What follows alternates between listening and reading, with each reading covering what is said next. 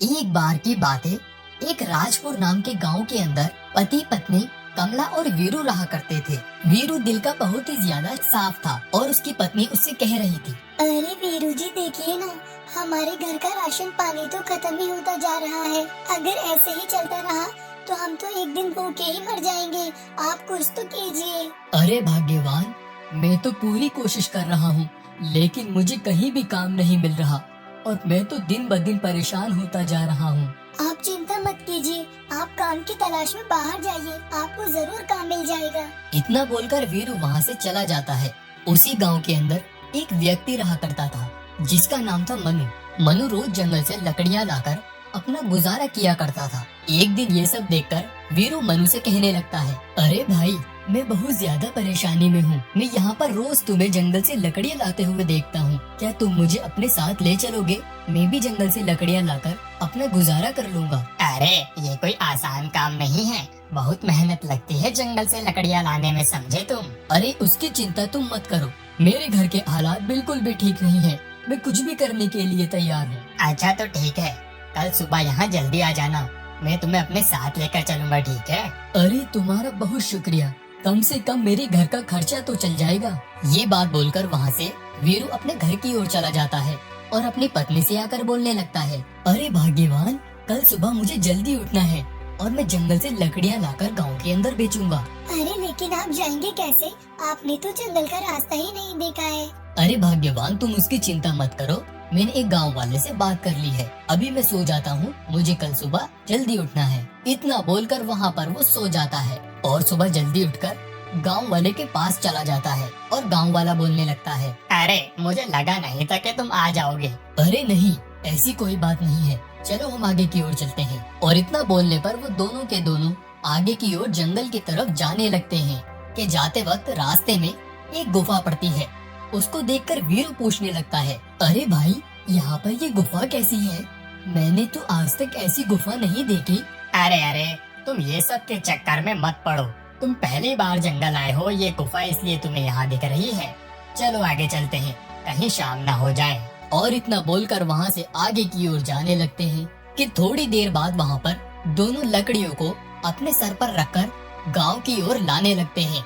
और उसके बाद मनु लकड़ियों को साइड में रख देता है और उस गांव वाले से कहने लगता है, अरे हम ये लकड़ियाँ तो ले आए हैं, लेकिन अब हम बेचेंगे किसको? अरे तुम चिंता मत करो, मैंने खरीदार से पहले ही बात कर रखी है, वो यहाँ आता ही होगा। हम ये दोनों गट्ठे उसको बेच देंगे और पैसे लेकर अपने अपने घर चले जाएंगे, ठीक है? अरे अच्छा अच्छा, ये तो बहुत अच्छी बात है कि थोड़ी ही देर बाद वहाँ पर वो खरीदार आता है और उनको पैसे देकर वहाँ से उन गट्ठों को लेकर चला जाता है। और वीरू अपने घर पर आकर बोलता है, अरे भाग्यवान, ये देखो, आज कम से कम हमारी थोड़ी कमाई तो हो गई, कम से कम हम भूखे तो नहीं रहेंगे। अरे शुक्र है, कम से कम हम एक वक्त का खाना तो खा पाएंगे।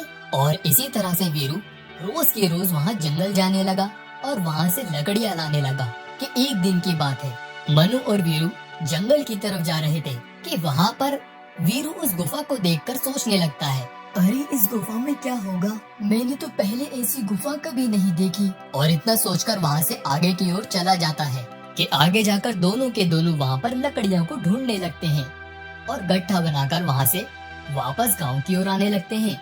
कि आते समय वहाँ पर वीरू देखता है कि गुफा के पास आग लगी हुई है। ये सब देखकर वहाँ पर वो दोनों रुक जाते हैं और अपने दोस्त मनु से कहता है, अरे भाई देखो ना, वहाँ पर उस गुफा के पास आग लगी हुई है, हमें उसको रोकना होगा। अरे अरे, तुम ये सब के चक्कर में मत पड़ो, तुमको मैंने मना किया है ना, जो हमारा काम है हमें बस वही करना चाहिए, ये सब तो खुद ब खुद ठीक हो जाएगा, मुझे ये सब नहीं करना। अरे नहीं भाई, ये हमारा जंगल है और हमें इसकी रक्षा करनी चाहिए, ऐसे कैसे हम इसको यहाँ पर छोड़कर जा सकते हैं? अरे देखो, तुम्हें करना है तो करो, मैं तो यहाँ से जा रहा हूँ। और इतना बोलकर वहाँ से मनु गुस्से में आगे की ओर चला जाता है कि वहाँ पर वो वीरू बिना देरी किए जल्द ही उस गुफा के पास जाता है और वहाँ की आग को बुझाता है और वहाँ की सफाई भी करता है। और ये सब करने के बाद वहाँ पर वीरू कहता है, अरे पता नहीं कैसे लोग हैं, अपने ही जंगल की देखभाल नहीं करना चाहते, मुझसे तो ये सब बिल्कुल नहीं देखा जाता। अभी इस छोटी सी आग की वजह से पूरे ही जंगल में आग लग जाती। अच्छा हुआ मैं यहाँ पर आ गया। चलो अब शाम होने वाली है, मुझे यहाँ से जाना चाहिए। वो वहाँ से पीछे की ओर जाता ही है कि गुफा से आवाज आने लगती है, ए मनुष्य रुको, मेरी बात सुनो, तुम सचमुच एक बहुत ही अच्छे व्यक्ति हो और इस संसार को तुम्हारे जैसे व्यक्ति की बहुत ज्यादा जरूरत है। ये सब सुनकर वहाँ पर वीरू कहता है, अरे गुफा, क्या ये तुम बोल रही हो? क्या मैं ये सपना तो नहीं देख रहा हूँ? तुम कोई भी सपना नहीं देख रहे हो, ये सब सच है। तुम्हारी इस ईमानदारी को देखकर मैं बहुत ज्यादा प्रसन्न हुई हूँ। बोलो, तुम्हें क्या चाहिए? अरे नहीं जादुई गुफा, मुझे कुछ नहीं चाहिए। जितना मेरे पास है मैं उतने में ही खुश हूँ। तुम सचमुच एक बहुत ईमानदार व्यक्ति हो। ये लो, ये सारी चीजें तुम्हारे लिए हैं। अरे अरे अरे जादुई गुफा, ये सब क्या है? मैंने अपनी जिंदगी में कभी इतना सारा सोना नहीं देखा। शाम होने वाली है, तुम ये सबको लेकर जल्दी अपने घर चले जाओ। मुझे मालूम है तुम्हारे घर की स्थिति बिल्कुल भी ठीक नहीं है। और उसके बाद वहाँ से उस सोने को लेकर वहाँ जल्दी ही अपने घर चला जाता है और अपनी पत्नी से कहता है, अरे भाग्यवान कहाँ हो? जल्दी देखो क्या लेकर आया हूँ। अरे अरे क्या हो गया, इतना क्यों चिल्ला रहे हैं आप? अरे इतना सारा सोना आप ये सब कहाँ से लेकर आए? और उसके बाद वहाँ पर वो वीरू सारी बात बताता है और उसके बाद उनके घर की स्थिति बिल्कुल ठीक हो जाती है और दोनों पति पत्नी खुशी खुशी वहाँ पर रहने लगते हैं।